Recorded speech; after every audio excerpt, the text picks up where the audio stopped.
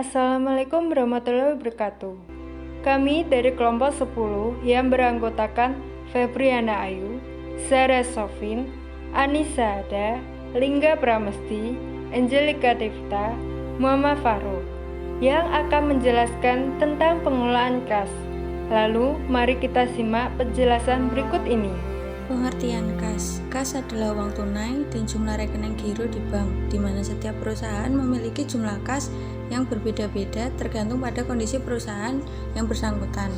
Pengelolaan kas meminimumkan jumlah kas yang harus ditahan perusahaan dan digunakan untuk memperlancar aktivitas bisnis yang normal, namun pada saat yang sama perusahaan harus memiliki kas yang cukup atau memadai, dengan tujuan agar biaya pengelolaan kas menjadi minimum.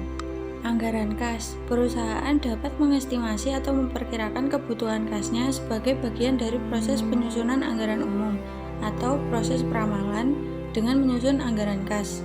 Aspek dalam kegiatan. 1. Pengelolaan kas. Membahas mengenai pengertian kas, komposisi kas, sumber-sumber kas, penerimaan kas, pengurusan kas, penyimpanan kas, dan pengeluaran kas. 2. Pengelolaan piutang.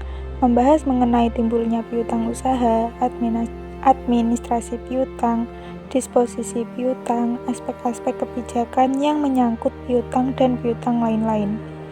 3. Pengelolaan utang. Membahas mengenai timbulnya utang, keabsahan utang, pengelolaan lebih lanjut mengenai utang dan pelunasan utang. 4. Kegiatan pembayaran gaji atau upah. Membahas mengenai hubungan kegiatan pembayaran gaji atau upah dengan bagian personalia, sumber data mengenai gaji, penyiapan daftar gaji, dan pelaksanaan pembayaran gaji dan upah. 5. Kegiatan investasi dalam surat-surat berharga. Membahas mengenai bentuk investasi dalam surat-surat berharga, wewenang pembelian atau penjualan surat-surat berharga, serta pencatatan dan audit fisik atas surat-surat berharga. Proses bisnis pengelolaan kas perusahaan. 1. Penerimaan kas. Perusahaan memperoleh kas terutama dari kegiatan bisnis yang dilakukan kegiatan perusahaan yang merupakan sumber kas, antara lain 1. Penjualan tunai, 2. Hasil penagihan piutang, 3. Modal yang disetor pemilik, 4. Utang, 5. Penjualan marketable security. 2. Penyimpanan dan pengadministrasian kas. Perusahaan perlu melindungi dan menjaga keberadaan fisik kas, antara lain dengan cara menyediakan brand kas atau melakukan penyetoran ke bank secara berkala. Untuk meminimalkan risiko kehilangan kas, saat ini sebagian besar transaksi bisnis telah melibatkan fasilitas transfer dana melalui bank. Untuk ketertiban administrasi kas, maka pencatatan terhadap penerimaan dan pengeluaran kas harus dilakukan secara akurat dan akuntabel. 3. Pengeluaran kas. Kegiatan pengeluaran kas harus diatur sedemikian rupa sehingga dapat dipertanggungjawabkan. Pengeluaran kas perusahaan digunakan untuk membayar 1. Pembelian barang secara tunai, 2. Beban operasi, 3. Angsuran utang, 4. Dividen, 5. Pajak, 6. Bunga, 7. Pembelian marketable security, 8. Investasi. Tujuan pengelolaan kas. Karena kas adalah aktiva yang sangat mudah dipindahkan dan paling mudah diselewengkan, maka kegiatan pengelolaan kas ini bertujuan untuk melindungi dan mengendalikan kas perusahaan secara memadai. Titik kritis atas pengendalian kas. Titik kritis pengendalian kas perusahaan terjadi pada saat yang pertama, perusahaan menerima kas. Yang kedua, perusahaan menyimpan dan mengadministrasikan kas. Yang ketiga, perusahaan mengeluarkan kas. Alasan atau dasar pemikiran utama untuk menyimpan atau menahan kas adalah yang pertama, transaksi. Transaksi adalah saldo kas yang berkaitan dengan pembayaran dan penagihan. Inilah saldo kas yang diperlukan untuk operasi sehari-hari.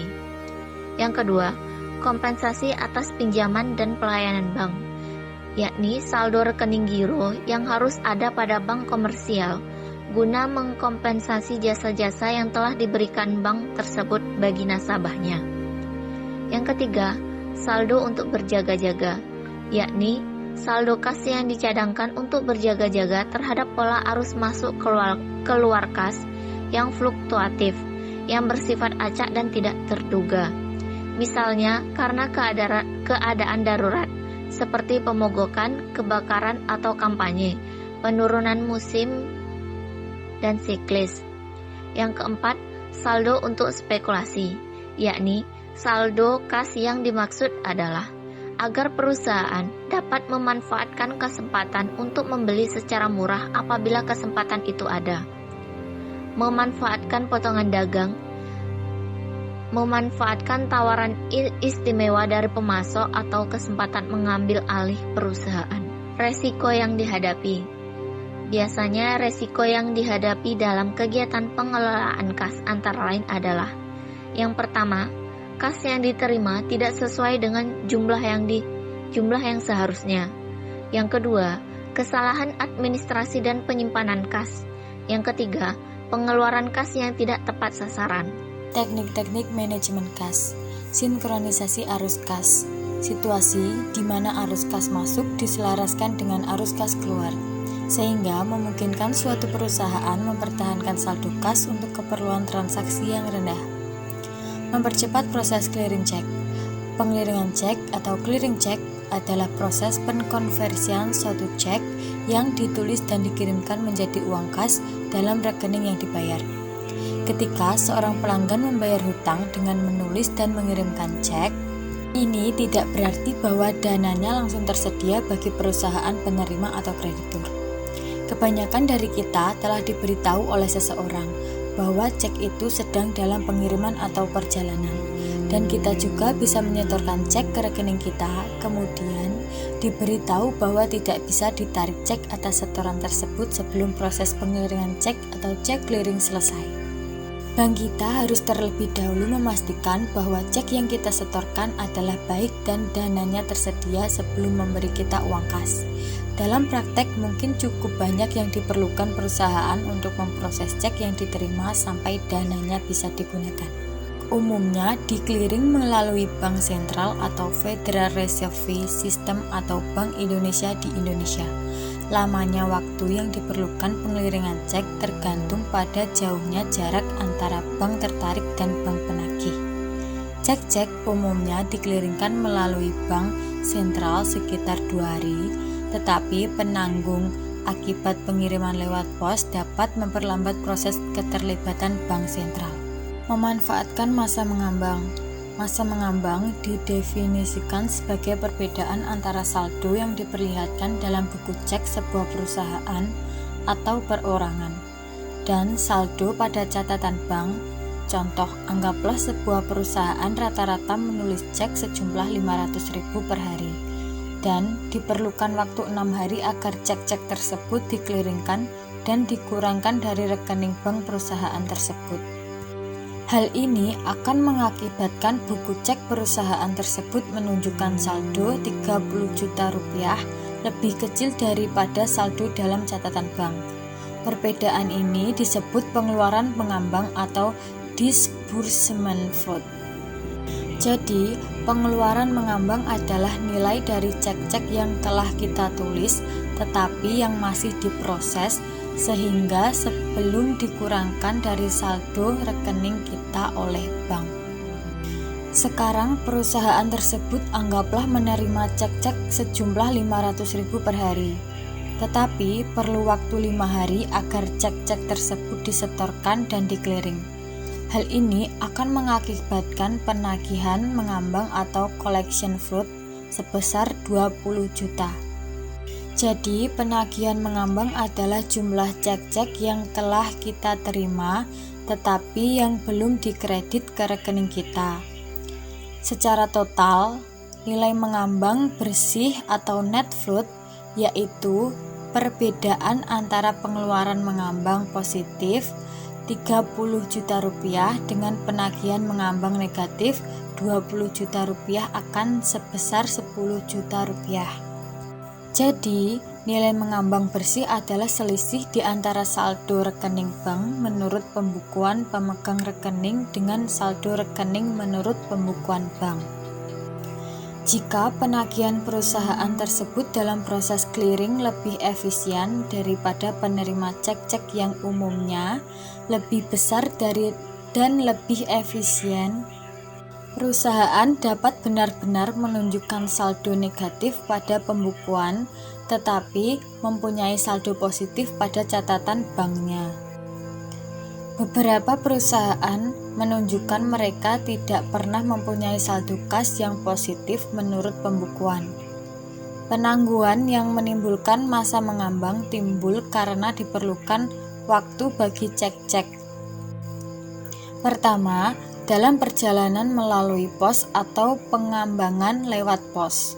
Kedua, untuk proses oleh perusahaan yang menerima atau pengambangan pemrosesan. Ketiga, untuk dikliringkan melalui sistem perbankan. Pada dasarnya, nilai mengambang bersih adalah fungsi kemampuan perusahaan untuk mempercepat penagihan cek yang diterima dan memperlambat penagihan cek yang dikeluarkannya. Perusahaan yang efisien selalu berusaha sedapat mungkin mempercepat pemrosesan cek yang masuk sehingga dananya bisa digunakan lebih cepat. Berusaha mengulur waktu pembayaran selama mungkin. Mempercepat penerimaan. Para manajer keuangan telah mencari cara-cara untuk menagih piutang lebih cepat sejak transaksi kredit dimulai. Meskipun penerimaan kas merupakan tanggung jawab manajer perusahaan, kecepatan cek-cek dikliringkan tergantung pada sistem perbankan.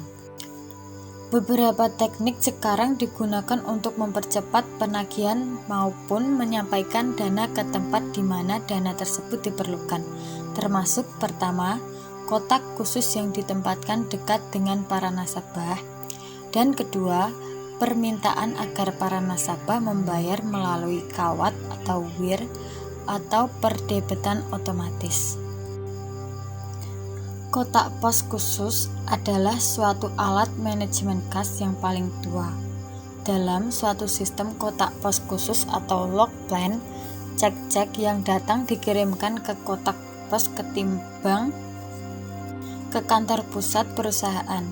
Jadi, kotak pos khusus adalah suatu prosedur yang digunakan untuk mempercepat penagihan dan mengurangi masa mengambang melalui kotak-kotak pos di daerah tempat yang dibayarkan. Pembayaran melalui kawat atau perdebetan otomatis. Keseimbangan resiko pengembalian dapat dibagi menjadi dua tujuan utama dalam sistem manajemen kas, yaitu pertama, harus ada kas cukup untuk memenuhi kebutuhan pengeluaran yang timbul dari kegiatan bisnis biasa. Kedua, investasi dalam saldo kas yang tak dipakai harus diminimumkan. Perdebetan otomatis. Teknologi komputer yang semakin maju menyebabkan semakin majunya penggunaan sistem informasi dalam praktek manajemen keuangan, terutama sistem pembayaran dalam kegiatan bisnis. Pembayaran secara elektronik, terutama untuk jasa perbankan dan lembaga keuangan lainnya, telah banyak digunakan di antara perusahaan tersebut, di mana para pelanggan dapat melakukan pembayaran dengan cara perdebetan elektronik dan melalui jaringan internet dapat dilakukan secara otomatis. Dengan demikian, proses pembayaran dan penagihan semakin cepat, aman, dan efisien. Penentuan saldo kas sasaran. Tindakan mencairkan sekuritas menjadi kas dapat menimbulkan biaya-biaya, yaitu biaya pemesanan, biaya telepon saat penukaran, upah pialang untuk transaksi, dan lain-lain. Ada berbagai model yang dapat digunakan untuk menentukan saldo kas yang dikehendaki. Berikut akan dibahas dua model, yaitu 1. Model Baumol. 2. Model Miller-Orr. Mode Baumol. Mode Baumol dikembangkan William Baumol dari konsep manajemen persediaan, yaitu konsep EOQ, Economic Order Quantity, atau ukuran pemesanan kas yang ekonomis, dengan rumus C aksen sama dengan akar 2BT/I, di mana C aksen adalah jumlah pemesanan sekuritas yang dapat dipasarkan. I adalah tingkat bunga periode yang tersedia untuk investasi dalam sekuritas yang dapat dipasarkan. B adalah biaya tetap perpesanan mengubah sekuritas yang dapat dipasarkan menjadi kas. T adalah total kas yang diisyaratkan selama periode perencanaan. C adalah jumlah kas diperoleh dari penjualan sekuritas atau meminjam, di mana C/2 adalah rata-rata saldo kas. Sedangkan jumlah seluruh biaya untuk mempertahankan saldo kas adalah dengan rumus TC sama dengan I buka kurung C/2 tutup kurung plus B buka kurung T/2 tutup kurung, dengan keterangan T buka kurung C/2 tutup kurung adalah total pendapatan bunga yang hilang. B buka kurung T/C tutup kurung adalah total biaya pemesanan. Contoh mode Baumol, PT Mandala memperkirakan pengeluaran kas sebesar 10 miliar rupiah. Tahun depan perusahaan akan menghadapi tingkat bunga 5% dan mengeluarkan biaya Rp100.000 setiap kali dilakukan transfer dari sekuritas menjadi kas. Pengeluaran kas diharapkan bersifat konstan sepanjang tahun. Gunakan model Baumol untuk menentukan 1. Ukuran transfer optimal perusahaan PT Mandala. 2. Berapa total biaya penggunaan kas yang dibutuhkan untuk permintaan transaksi? 3. Berapa saldo kas rata-rata perusahaan? 4. Berapa kali transfer harus dilakukan dalam setahun? Jawabannya adalah 1. C aksen sama dengan akar 2 kali Rp100.000 kali 10 miliar rupiah per 5% sama dengan Rp200 juta.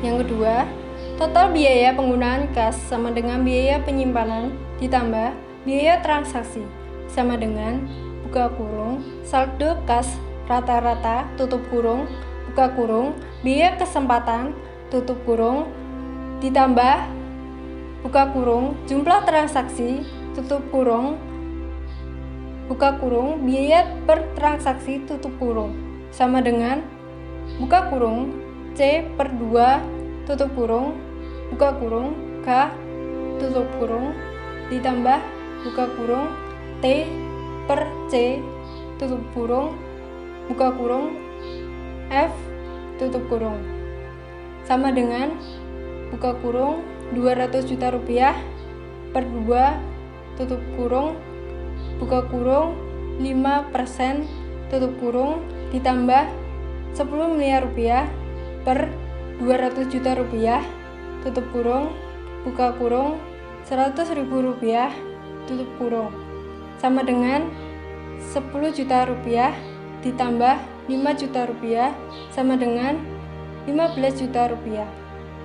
Yang ketiga, saldo kas rata-rata sama dengan 200 juta rupiah per 2 sama dengan 100 juta rupiah.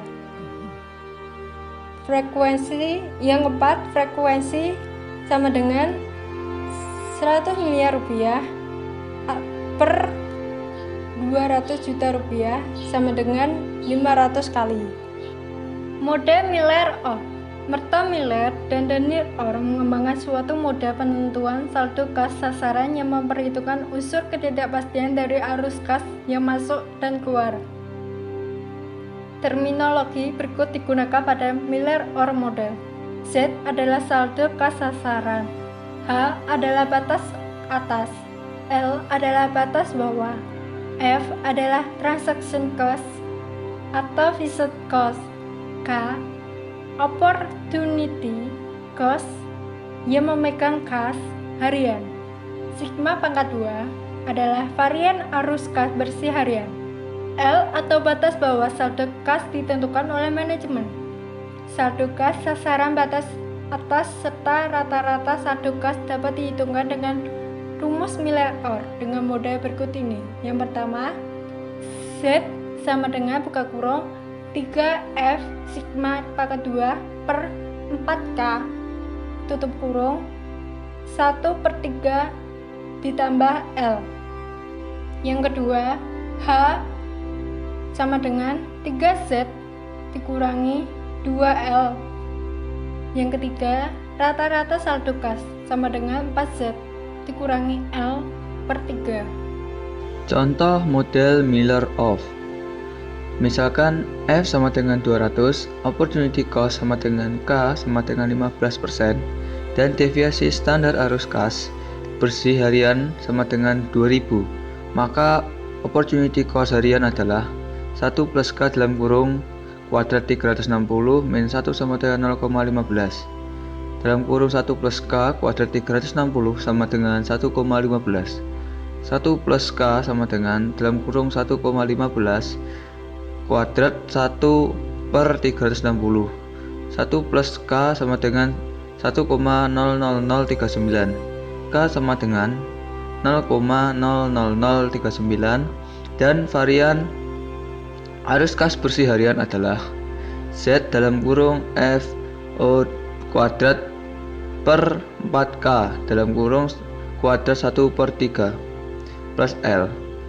Jadi Z dalam kurung 3 kali 200 kali 4 juta per 4 dalam kurung 0,00039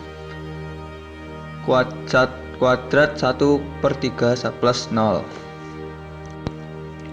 Terdapat soal kasus, yaitu Tuan Bondan, pemilik internasional restoran, sedang merencanakan tambahan modal kerja dengan mengajukan pinjaman kredit kepada Bank Batavia.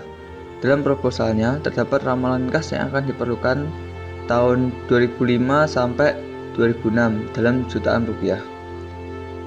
Dalam Mei 2005 ya 360, Juni 2005 360, Juli 720, Agustus 1080, September 1440, Oktober 720 sampai Januari 2006 yaitu 360. Menurut bagian penagihan dan penjualan diperkirakan sebagai berikut. Penagihan biaya bulanan, penjualan sebesar 10% pada bulan pertama, setelah penjualan 75% dan pada bulan kedua setelah penjualan 15%. Pengeluaran atau pembayaran diperkirakan sebagai berikut. Pembayaran upah dan pembelian bahan baku umumnya dilakukan 1 bulan setelah biaya tersebut terjadi. Jadi, total biaya upah dan pembelian bahan baku diperkirakan sebagai berikut. Ini merupakan dalam jutaan rupiah. Pada Mei 2005 180 hingga Desember 2005 ialah 180. Bisa kita lihat di tabel berikut. Gaji karyawan umum dan administrasi diperkirakan 54 juta per bulan. Pembayaran sewa atau lease sebesar 18 juta per bulan. Biaya penyusutan sebesar 72 juta per bulan. Pembayaran pajak penghasilan akan jatuh tempo pada bulan September dan Desember sebesar 126 juta. Pada bulan Oktober, perusahaan harus membayar proyek pengembangan lokasi gedung yang baru sebesar 350 juta. Susunlah anggaran kas bulanan untuk 6 bulan terakhir di tahun 2005. Serta siapkan estimasi kebutuhan pembiayaan atau kelebihan dana, yaitu dana yang harus dipinjam, dana yang tersedia untuk diinvestasikan setiap bulan selama periode tersebut. Nah, seperti itu dimasukkan ke dalam lembar kerja penagihan dan pembelian yang merupakan, kita tahu di tabel ini merupakan ke dalam jutaan rupiah. Yang pertama ialah penagihan dan pembelian. Untuk penjualan kotor dan untuk penjualan kotor di bulan Mei 2005 360 sampai di bulan Januari 2006 ialah 360. Bisa kita lihat di tabel berikut ini. Untuk selama bulan penjualan sama bulan penjualan, dan untuk penagihan yaitu selama bulan penjualan 10% diawali dengan Juli 2005 ya 72 sampai Januari 2006 ialah 36. Sampai poin nomor 4 yaitu selama bulan 2 setelah bulan penjualan 15%, yaitu bulan Juli 2005 54 sampai Januari 2006 ialah 108. Sehingga total penagihan di bulan Juli 2005 ya 396, di bulan Agustus 702, September 1062, Oktober 1314, November 828 sampai Januari 2006 ialah 279.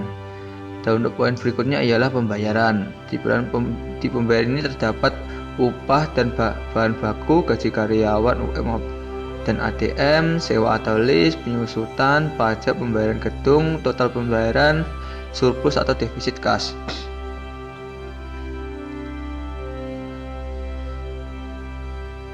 Nah, dan untuk selanjutnya ialah pinjaman yang diperlukan atau surplus kas. Untuk kas awal bulan, kas kumulatif 13 plus 14, saldo kas yang ditargetkan, surplus kas atau pinjaman kumulatif yang diperlukan 15 sampai 16. Nah, bisa kita lihat di tabel berikut ini. Sekian dari kelompok 10. Wassalamualaikum warahmatullahi wabarakatuh.